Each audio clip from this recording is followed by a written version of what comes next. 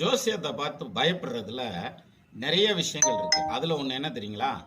எனக்கு 7.5 சனியும் நடக்குது, சனி தசையும் நடக்குது.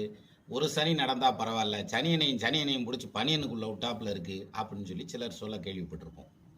அப்ப 7.5 சனியும் சனி தசையும் ஒன்னா நடந்தா அது அவங்கள பாதிக்குமா அப்படின்னா பாதிக்காது.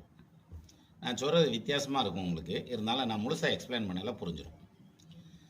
சார் எனக்கு 7.5 சனி நடக்குது அப்படின்னு ஒருத்தர் ஐடென்டிஃபை பண்ணுறான்னா மேக்ஸிமம் மோர் தென் 80% அவங்களுக்கு 2வது சுற்று 7.5 சனியாக இருக்கும். அது பொங்கு சனியாக இருக்கும்.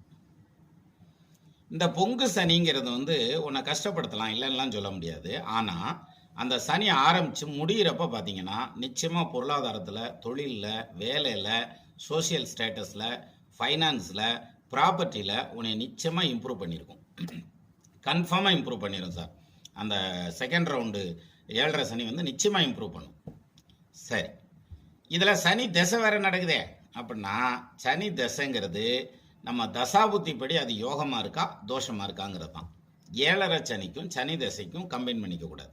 அது வேற, இது வேற. அப்போ 7.5 சனி நடக்கிறது தனி, சனி தசை நடக்குதுன்னு வைங்க, அது யோகத்தை செய்கிற மாதிரி நடந்ததுன்னா இந்த 7.5 சனியோட சேர்ந்து பிரம்மாண்டமான யோகத்தை செய்யும்.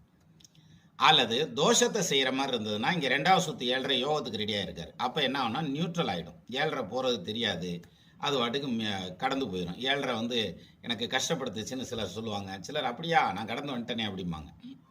அப்போது ஒரு 7.5 சனியும் சனி தசையும் ஒன்றா ஒரு ஜாதகத்தில் நடக்குதுன்னு வைங்க, ரொம்ப போட்டு கன்ஃபியூஸ் ஆகாதீங்க.